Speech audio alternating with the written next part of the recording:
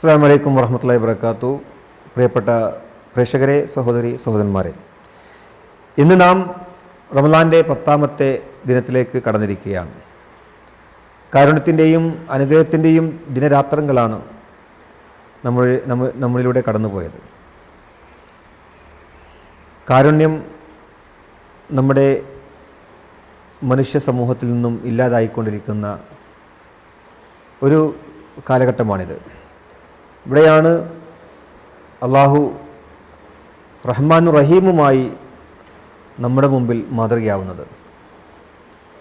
കാരുണ്യത്തെക്കുറിച്ച് പറയുമ്പോൾ ഒരിക്കൽ പ്രവാചകർ സ്വല്ലല്ലാഹു അലൈഹി വസല്ലമ തങ്ങളുടെ അടുത്ത് ഒരു സഹാബി വന്ന് പറയുകയുണ്ടായി, എൻ്റെ ഹൃദയം ഏറെ കാഠിന്യമാണ്, ഒരിക്കലും അത്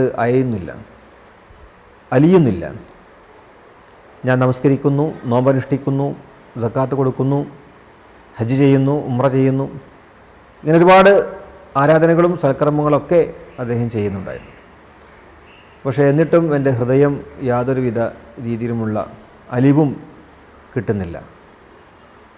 അപ്പോൾ പ്രവാചകർ സല്ലല്ലാഹു അലൈഹി വസല്ലമ തങ്ങൾ അദ്ദേഹത്തോട് പറഞ്ഞു,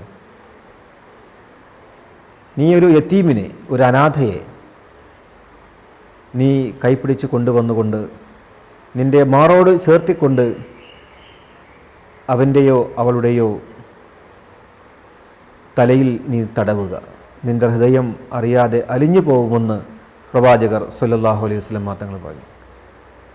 അപ്പോൾ ഇവിടെ നമ്മൾ മനസ്സിലാക്കേണ്ട ഒരു കാര്യം, അനാഥകളെന്ന് പറയുന്നത് ആരുമില്ലാത്തവരാണ്. അവർക്ക് മാതാപിതാക്കളില്ല, ഉറ്റവരില്ല, ഉടവരില്ല. യതീമിനെ സംരക്ഷിക്കുന്നത് ഇസ്ലാം ഏറ്റവും കൂടുതൽ പ്രാധാന്യം നൽകിയിട്ടുള്ള ഒരു വിഷയമാണ്. പ്രവാചകൻ ഇങ്ങനെ കാണിക്കുകയുണ്ടായി, ഞാനും യതീമിനെ സംരക്ഷിക്കുന്നവരും സ്വർഗത്തിൽ ഇങ്ങനെയായിരിക്കുമെന്ന്. 2 വിരൽ ചൂണ്ടിയാണ് പ്രവാചകർ പറഞ്ഞത്. അപ്പോൾ യതീമിനെ സംരക്ഷിക്കുന്നവർ സ്വർഗത്തിൽ കടക്കുക മാത്രമല്ല, പ്രവാചകൻ്റെ കൂടെ എപ്പോഴും ഉണ്ടാവും, ഇങ്ങനെ ഉണ്ടാവുമെന്ന് പ്രവാചകർ പറയുകയാണ്. അപ്പോൾ അവിടെ വലിയൊരു കാരുണ്യമാണ്. അവിടെ ഇപ്പോൾ മനുഷ്യൻ്റെ ഒരുപാട് പ്രയാസങ്ങൾ, ഇപ്പോൾ മനുഷ്യനിപ്പോൾ അവൻ്റെ ധനവും അവൻ്റെ ഭൗതിക സാഹചര്യങ്ങളൊക്കെ ഉണ്ട്, അവനൊരുപാട് പ്രയാസങ്ങൾ മനസ്സിലുണ്ടാവാറുണ്ട്. ഇങ്ങനെയൊക്കെ പ്രയാസപ്പെടുമ്പോഴൊക്കെ അവന് മേലോട്ട് മാത്രമാണ് നോക്കുന്നത്.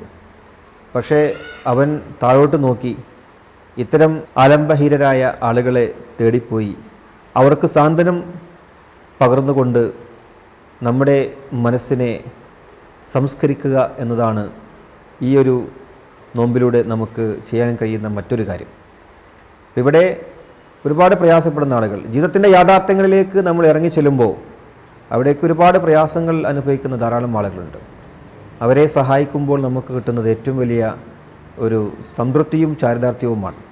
അപ്പോൾ മനുഷ്യൻ്റെ ജീവിതത്തിൽ അവൻ്റെ വ്യക്തിപരമായ നേട്ടങ്ങളെക്കാൾ കൂടുതലായിക്കൊണ്ട് ഇത്തരം സമൂഹത്തിൽ ദൗർഭാഗ്യം അനുഭവിക്കുന്ന ആളുകൾക്ക് ഒരു അത്താണിയായി മാറാൻ സാധിക്കുമെങ്കിൽ മറ്റുള്ളവരെ സന്തോഷിപ്പിക്കുമ്പോൾ ഉണ്ടാവുന്ന ഏറ്റവും വലിയ ഒരു സന്തോഷമാണ് ഈ പ്രവർത്തനത്തിലൂടെ നമുക്ക് ലഭിക്കുന്നത്.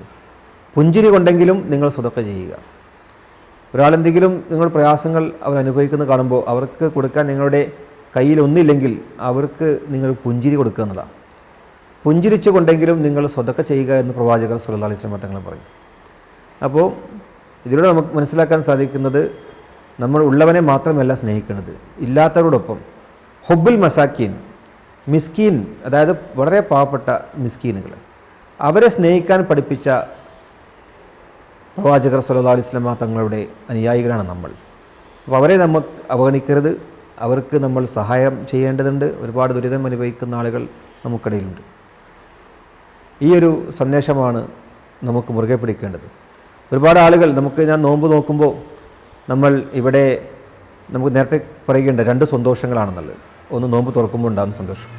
പക്ഷേ നമുക്ക് ഇവിടെ ഈ ലോകത്ത് നമ്മൾ നോമ്പ് തുറക്കുമ്പോൾ സന്തോഷം ഉണ്ടാകുന്നുണ്ട്. End of the day we are happy that we can eat something. പക്ഷേ ലക്ഷക്കണക്കിന് ആളുകൾ ഒരു നേരത്തെ ഭക്ഷണം പോലും കഴിക്കാൻ കഴിയാതെ നോക്കുമ്പോൾ അവസാനമായി നോമ്പ് തുറക്കുന്ന സമയത്ത് ഒന്നുപോലും കിട്ടാതെ വിഷമിക്കുന്ന ധാരാളം ആളുകൾ നമ്മുടെ ലോകത്തുണ്ട്. അവർക്ക് നമ്മൾ ഐക്യദാർഢ്യം പ്രഖ്യാപിക്കേണ്ടതുണ്ട്, അവരെ സഹായിക്കേണ്ടതുണ്ട്.